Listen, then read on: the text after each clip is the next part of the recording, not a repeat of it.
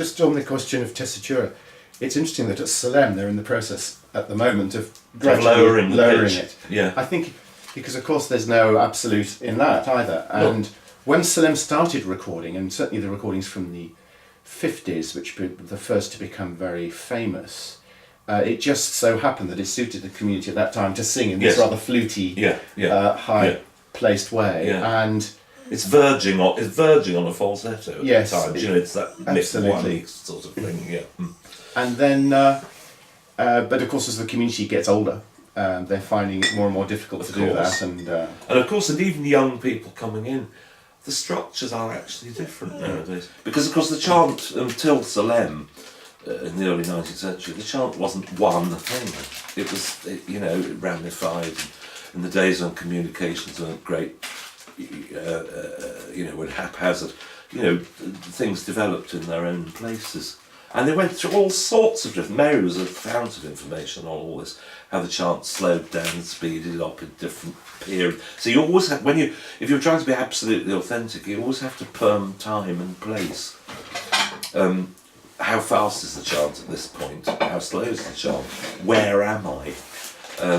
And one of her academic, I can't remember whether it was her PhD thesis, was on the little flowers of somebody. Anyway, which was a treatise on how the chant had developed in northern parts of northern France, where it had become so slow that the individual notes were ornamented according to a very arcane sort of, depending whether the next interval was down or up, was ornamented. And she tried to recreate this with John Rowland's Pritchard. I think it comes on the Masho disc actually. There's an attempt at it's almost impossible to get at what it actually sounded like. But also it aroused, apparently, there were three, for example, there were three canons who were incredibly vain, but sang very, very well. And people come from miles to hear them. It was like the three tenors. And there was lots of rivalry between them. And so goodness knows what they were doing that made people sort of flock to hear them. But you see, you've got all this. And then, for example, in Spain,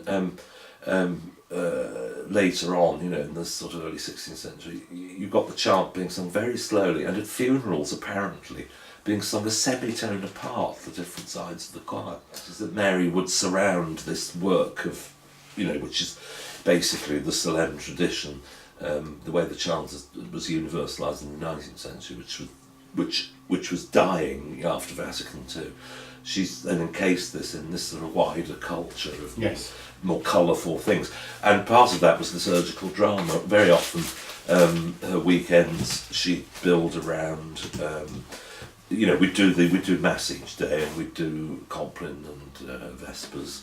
But then there'd be a project as well, which was something like the Officium Stellae or something like that from Rouen, I think, which is a sort of liturgical drama sort of thing which preceded Mass, of the three kings visiting the stable, giving people a little bit of input about voice production. Yes. Not classical post-bel canto voice production, but just how to manage the breath, how to minimise disturbance in the throat, so that you're not mangling everything all the time, how to sing a melisma on R, for example, and just let it come from somewhere other.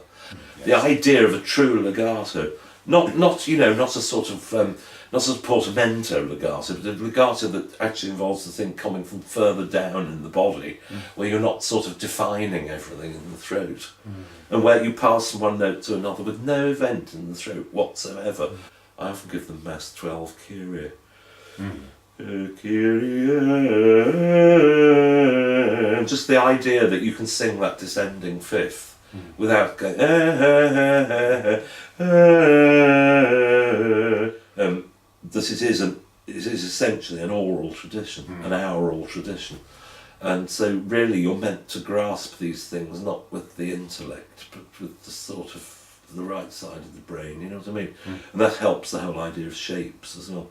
And of course, if you analyse the chant, even the more florid stuff, it's all made of units, a bit like Homer, epic poetry. It's made of units stitched together in different ways, and they can vary from place to place. But the classic units. But recovering recovering the original inspiration of the chant, where the instinctive way to notate it was just with shapes. Yes. Yes. Is not only opens up a whole new way of approaching it, but also once singers have mastered it, they find it far less effortful. But it is quite a flip inside. You know, if you can crack that and you can get that from the group that's in front of you, things go very much better, and they become much more sort of fluid as well. Yes. You can say, "Oh, we're going into one of those cadences." Exactly. Da da dee da da da da da. Once you've seen that, you've registered it. You can then just sing it, not looking at the notes. Yes. Yes. That sort of thing. Of course, you try to impart a little bit of Latin as well. And of course, there are occasionally evidences in the chant itself that the text is sort of inhabited. That famous one in Is It a Communion for the Purification? Par turum, where you get the liquescent on each of the R's, Lovely. and it sounds like doves sort of rucooling, you know. And there are little evidences that the text is sort of coming forward like that. But nevertheless, to know exactly what the structure is to know something of why it gave rise to the music it did, I think. You know, sentence structure, the particular flavour of a Latin word.